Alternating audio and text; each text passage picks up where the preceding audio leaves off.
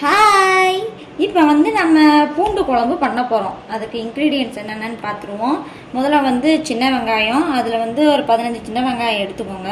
இப்படி முழுசாகவே இருக்கட்டும், கட் பண்ண வேணாம். அதுக்கப்புறம் ஒரு 6-7 பூண்டு. ஏன்னா பூண்டு வந்து குழம்பு இது பண்ணும்போது நிறையா வைப்போம். ஸோ இது தாளிப்புக்கு இது மட்டும் போதும், வதக்கறதுக்கு இது மட்டும் போதும். அதுக்கப்புறம் ஒரு சைஸ் ஒரு தக்காளி வந்து பெருசு, மிச்சம் 2 வந்து சிறுசாக எடுத்து வச்சுருக்கேன். இந்தளவு எனக்கு போதும். அதுக்கப்புறம் புளி தண்ணி, இது ஒரு சின்ன புளி அளவு இருந்தால் போதும். அப்புறம் தண்ணி, அது எவ்வளோ வேணுமோ உங்களுக்கு எடுத்துக்கணும், அவ்வளோதான். இப்போ இதெல்லாம் அப்புறம் இந்த வரமிளகா, ஒரு 7 வரமிளகா, இதெல்லாம் சேர்த்து தான் நம்ம வந்து வதக்க போகிறோம் ஆயிலில். இப்போ வாங்க, ஒரு அகலமான பேன் எடுத்துக்கோங்க. அதில் வந்து கொஞ்சமாக ஒரு 2 ஸ்பூன் மட்டும் ஆயில் ஆட் பண்ணிக்கோங்க. அது ஹீட் ஆனதுக்கப்புறம் இந்த வரமிளகாயை போட்டுருங்க. போட்டுட்டு லைட்டாக கொஞ்சம் மிக்ஸ் பண்ணி விட்டுட்டு அந்த பூண்டு வந்து கொஞ்சம் ப்ரௌன் கலர் வந்துடணும். ரொம்ப ப்ரௌன் வேண்டாம், லைட்டாக கொஞ்சம் ப்ரௌன் சேஞ்ச் ஆகணும். இப்போ பார்த்தீங்கன்னா ஓரளவு பூண்டு நல்லா சுருங்கி ப்ரௌன் கலரில் வந்துடும். இந்த அளவுக்கு நீங்கள் இந்த டைமில் நீங்கள் அதை விட்டுறலாம். அதையும் நல்லா சின்ன வெங்காயத்தையும் போட்டுக்கோங்க. அதையும் நல்லா மிக்ஸ் பண்ணி விட்டுருங்க. அதுவும் வந்து லைட்டாக பிங்கிஷ் கலரில் வந்தால் போதும், அது டார்க் ப்ரௌன் ஆக வேண்டாம்.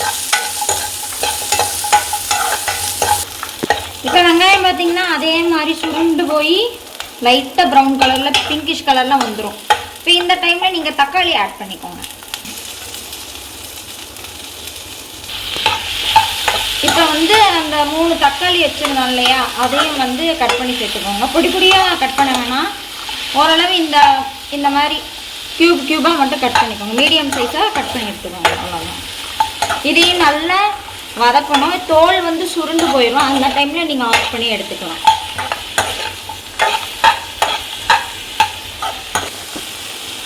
இப்போ பாருங்கள், தக்காளி நல்லா வதங்கிடுச்சு. இப்படி அமுக்குனா அப்படியே அந்த தோலி சுருண்டு போயிருக்கும். இந்த ஸ்டேஜில் நீங்கள் ஆஃப் பண்ணிக்கோங்க, அவ்வளோதான். இதுக்கு மேலே வதங்க தேவையில்லை.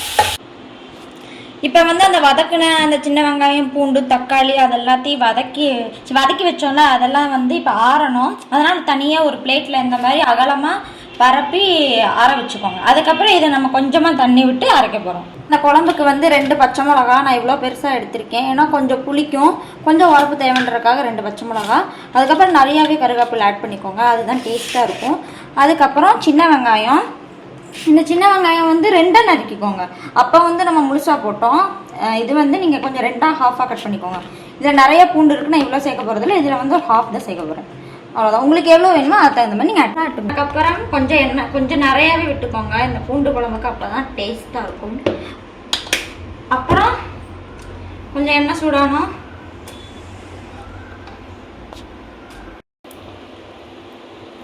இப்போ நல்லா சூடாயிடுச்சு. கடுகு 1 ஸ்பூன் போதும். அடுத்து வெந்தயம், இல்லை ஒரு ஹாஃப் ஸ்பூன், இந்த மாதிரி குட்டி ஸ்பூனில். இதில் கொஞ்சமாக போடுங்க, கக்காம. ஓஜியோ நீ போட்டு. கருவேப்பிலை,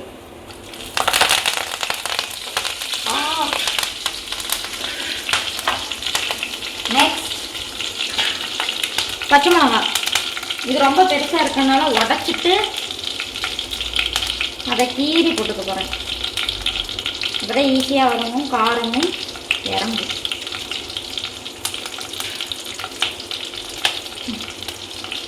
நீங்கள் உங்களுக்கு எவ்வளோ ஸ்பைசி வேணுமோ அதுக்கு தகுந்த மாதிரி ஆட் பண்ணிக்கோங்க. இதுக்கு பதிலாக நீங்கள் வரமிளகாயும் ஆட் பண்ணிக்கலாம். இப்போ பச்சை மிளகா பார்த்தீங்கன்னா கொஞ்சம் வெள்ளையாகும், அப்பா வதங்கிருச்சு அப்படின்னு அர்த்தம். இப்போது எடுத்தது வெங்காயம் ஆட் பண்ணிடாதீங்க, பூண்டை ஆட் பண்ணிக்கோங்க. ஏன்னா இது வந்து வதங்க கொஞ்சம் லேட் ஆகும். என் கையில் ஒரு 2 கை போட்டிருக்கேன், அவ்வளோதான். உங்களுக்கு எவ்வளோ ஆட் பண்ணணுமோ ஆட் பண்ணிக்கோங்க. எனக்கு இது போதும். வதக்கணும். இதுவும் அதே மாதிரி சும்மா ப்ரௌன் கலரில் வரணும் பூண்டு. அதுக்காக ரொம்ப கரைக்கிற வேணாம், ஓரளவு ப்ரௌன் கலரில் இருந்தால் போதும். அதுக்கப்புறம் நீங்கள் வெங்காயம் ஆட் பண்ணாதான் அது ஈக்குவலாக வதங்கிருக்கும்.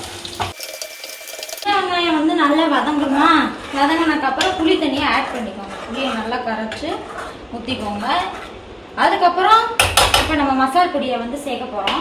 என்னென்ன மசால்னா கொஞ்சமாக மல்லிப்பொடி 1 ஸ்பூன் போதும். இது நான் அளவே காட்டுறேன். இந்த ஸ்பூனில் மல்லித்தூள் ஆட் பண்ணிக்கோங்க. இது ஒரு நல்லா பூமாச்சி நல்லா கோபுரம் மாதிரி 1 ஸ்பூன் ஆட் பண்ணிக்கோங்க. அதுக்கப்புறம் வீட்டில் அரைச்ச மசால் பொடி இது வந்து ஒரு 2 ஸ்பூன் ஆட் பண்ணிக்கோங்க. நல்லா கோபுரமாக எல்லாம் வேணாம், மீடியமாக அவ்வளோ 2 ஸ்பூன் ஆட். அதுக்கப்புறம் காஷ்மீரி மிளகா பொடி இது நிறைய பேர் ஆட் பண்ணுவாங்க, சில பேர் ஆட் பண்ண மாட்டாங்க. நான் வந்து போட்டிருக்கேன் கலருக்காக. சும்மா லைட்டாக 1/2 ஸ்பூன் இதுதான் போகுது. இதில் இந்த மாதிரி ஸ்பூனில் 1/2 ஸ்பூன் போதும்.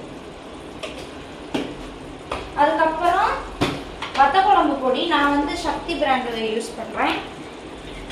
இந்த ஸ்பூனில் ஒரு 1.5 ஸ்பூன் போதும். அவ்வளோதான். இதெல்லாம் போட்டு நல்லா மிக்ஸ் பண்ணி விட்டுருங்க. மிக்ஸ் பண்ணதுக்கப்புறம் லைட்டாக கொஞ்சம் தண்ணி விட்டுக்கோங்க. நான் இந்த சொம்பில் இந்த அளவு மட்டும் தண்ணி விட்டேன். அதுக்கே பார்த்தீங்கன்னா அந்த புளி வாசனையெல்லாம் போய் மசாலா வாசனைலாம் போய் இந்த அளவுக்கு ஒரு மாதிரி கன்சிஸ்டன்சி வந்து ஆயிலில் பிரிஞ்சு வரும். இந்த ஸ்டேஜில் வந்து ஓரளவு பெட்டர். ஆனால் இன்னும் கொஞ்சம் இருந்தால் நல்லாயிருக்கும்.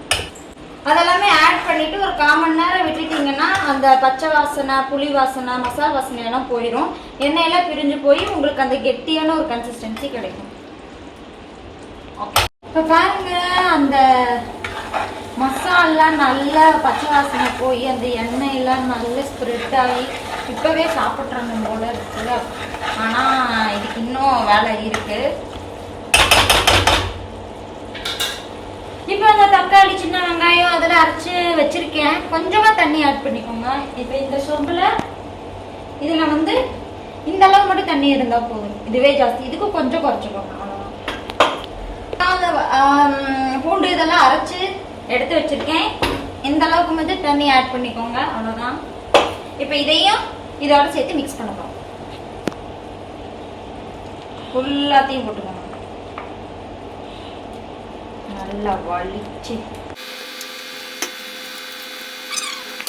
ஓகே, அந்த மசாலா ஆட் பண்ணதுக்கப்புறம் இப்படிதான் இருக்கும். இப்போ இந்த மிக்சியில் மிச்சமாக அந்த மசாலாலாம் கொஞ்சமாக இந்த அளவு மட்டும் தண்ணியை விட்டு நல்லா மிக்ஸ் பண்ணி அதையும் இதோட ஆட் பண்ணிக்கோங்க. எல்லாத்தையும் போட்டு நல்லா மிக்ஸ் பண்ணிக்கோங்க. ஏதோ மிக்ஸ் பண்ணுங்க. அதுக்கப்புறம் நான் இந்த டம்ளரில் ஒரு 2 கிளாஸ் ஆஃப் வாட்டர் ஆட் பண்ண போகிறேன். ஃபஸ்ட்டு வந்து ரொம்ப வாட்டராக இருக்க மாதிரி தான் இருக்கும். இதெல்லாம் சேர்ந்து கொதிக்கும் போது கொஞ்சம் கொஞ்சமாக அந்த கெட்டி சாப்பிட்ற அளவுக்கு கன்சிஸ்டன்சி வந்துடும். இப்போ இந்த டைமில் வந்து நம்ம உப்பு ஆட் பண்ணிக்கலாம். உப்பு தேவையான அளவு.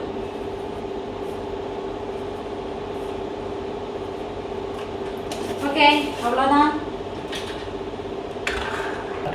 இதில் வேணும்னா நீங்கள் தேங்காய் ஆட் பண்ணிக்கலாம். இந்த அளவுக்கு இதுலையும் பாதியாக ஆட் பண்ணிக்கோங்க. தண்ணி விட்டு கொஞ்சம் கெட்டியாக இருக்க மாதிரி ஆட் பண்ணி நீங்கள் சேர்த்துக்கலாம். எனக்கு வந்து இன்றைக்கி தேங்காய் வேண்டாம். ஸோ அதனால் இந்த அளவுக்கு மட்டும் நான் வாட்டரை யூஸ் பண்ணி நல்லா ஒரு 10 மினிட்ஸ்லேருந்து 15 மினிட்ஸ் அளவுக்கு நல்லா கொதிச்சாதான் நமக்கு அந்த கெட்டியாக இருக்க கன்சிஸ்டன்சி கிடைக்கும். ஓகே, அவ்வளோதான்.